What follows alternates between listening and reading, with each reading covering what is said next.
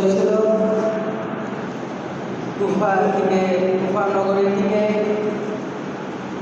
বারবার চিঠি প্রেরণ করেছিল। এক পর্যায়ে হুসাইন রাদিয়াল্লাহু তাআলা আনহু মুরব্বীদেরকে নিয়ে বসলেন যে কুফাবাসীরা বারবার চিঠি দিচ্ছে আমাকে ইরানের কুফা নগরীতে যাওয়ার জন্য। তখন মুরব্বীরা বললেন, কুফার চিঠির রং ভালো হতে পারে, কিন্তু কুফাবাসীর ব্যবহার আদৌ ভালো হবে না।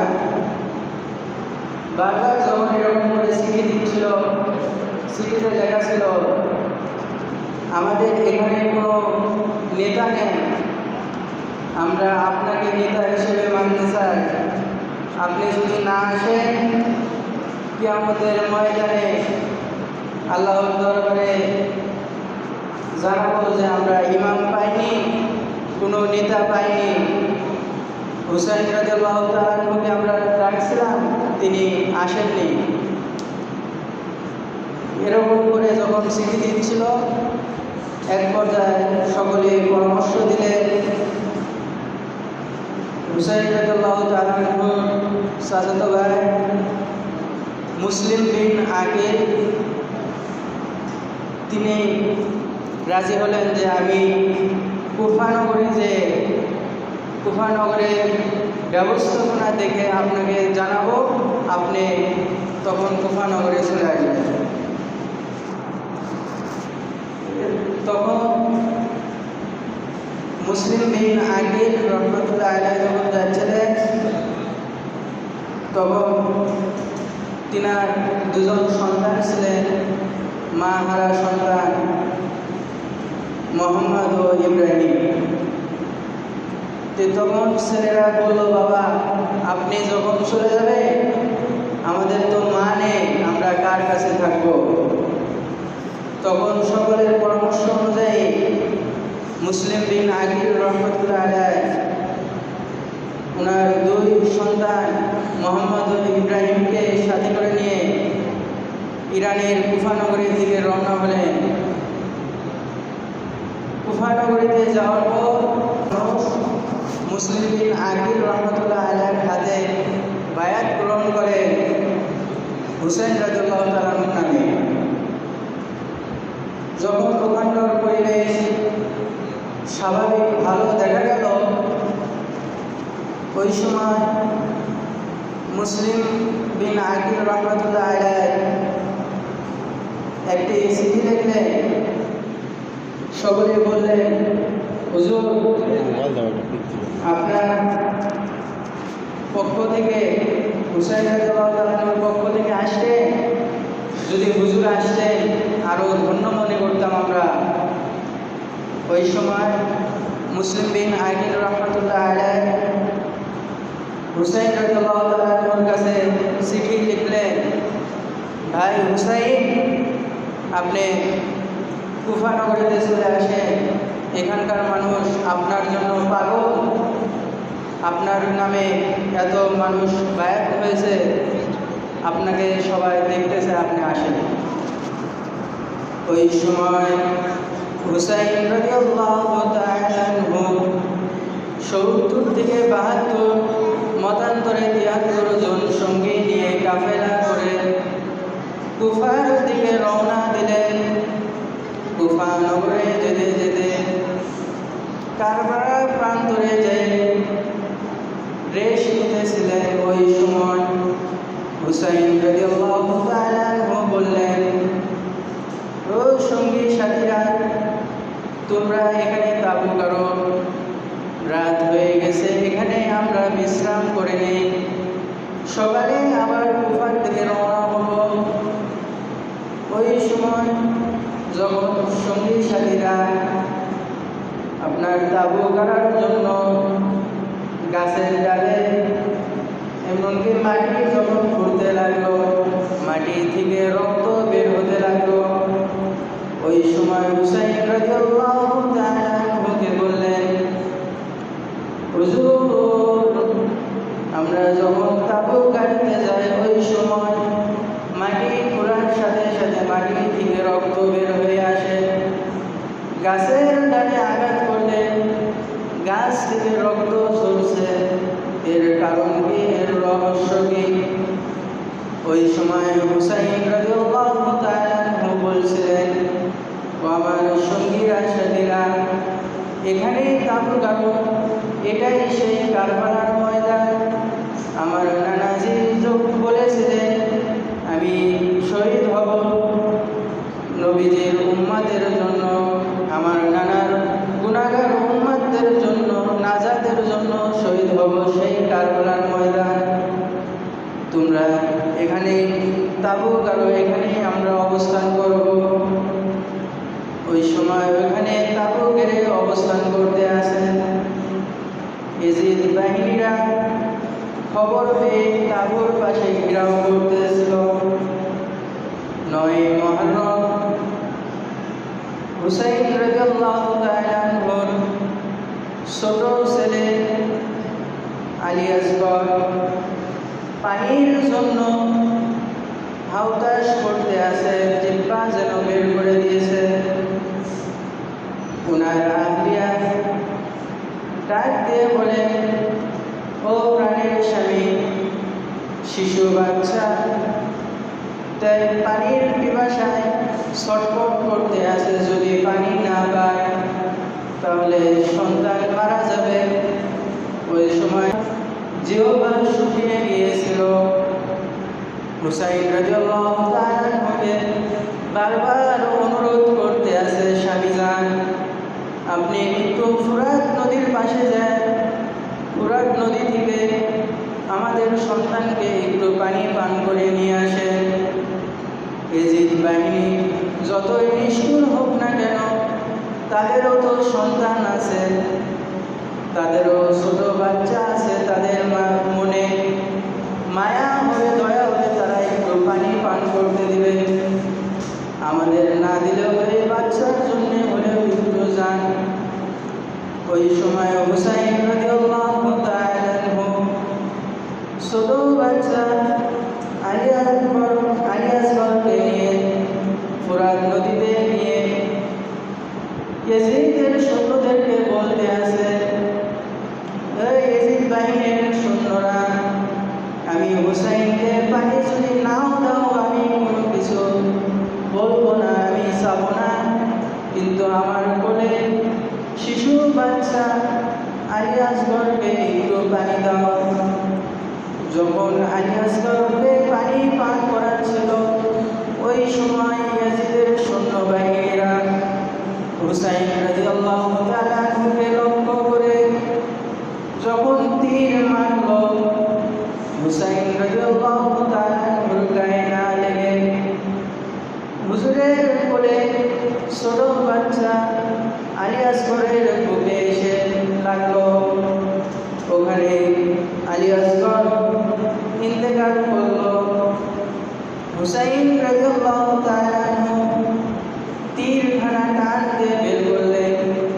তীরের সাথে আলী আসগর কলিজার টুকরা ছিল, কলিজা ছিঁড়ে তীরের সাথে বের হয়ে আসছিল। ওই সময় হুসাইন রাদিয়াল্লাহু তাআলা আনহু আলী আসগরকে কোলে করে নিয়ে বুকে চাপা নিয়ে তাঁবুতে ফিরে গেলেন।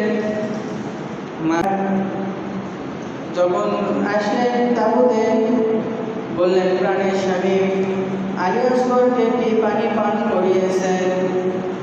হুসাইন রাদিয়াল্লাহু তাআলা আনহু ওই সময় বলেছিলেন, প্রাণের বিবি, এই নাও তোমার সন্তানকে এমন পানি পান করিয়েছি, জীবনে আর এক ফোঁটা পানির জন্য কান্না করবে না, আর পানি খাইতে যাবে না, জান্নাতি পানি পান করে নিয়ে আসবে। হুসাইন রাদিয়াল্লাহু তাআলা আনহুর বিবি খুশি লাগছে মনে মনে যে সন্তান আমার পানি পান করছে, পানি পান করে হয়তো বাবার কোলে ঘুমিয়ে পড়ছে। হুসাইন রাদিয়াল্লাহু তাআলা আনহু যখন বিবির কোলে দিলেন, বিবি বুঝতে না পেরে যখন কোলে নিলেন, কোলে নিয়ে দেখেন আলী আসগরের বুক থেকে রক্ত ঝরঝর করে পড়তে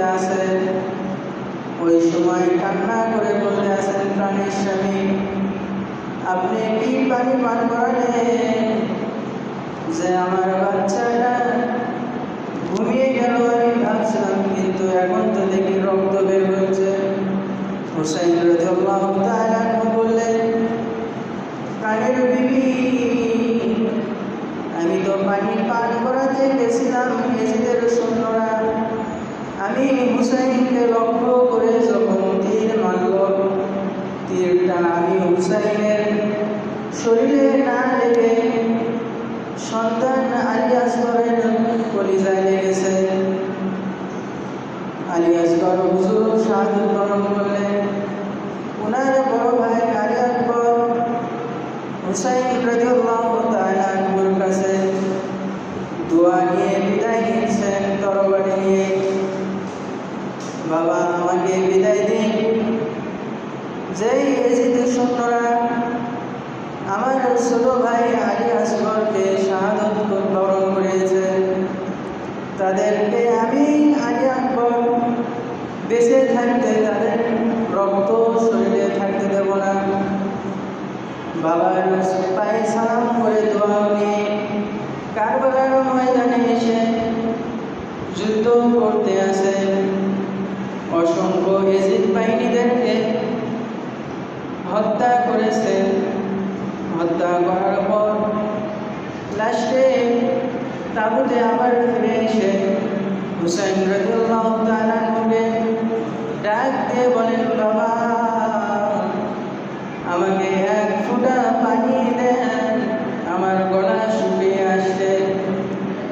এক ফোঁটা পানি দেন, আমি যতটুকু তৃষ্ণা নিবারণ হবে অতটুকুই হবে। আমি যে আবার বাকি সৈন্যদেরকে হত্যা করব।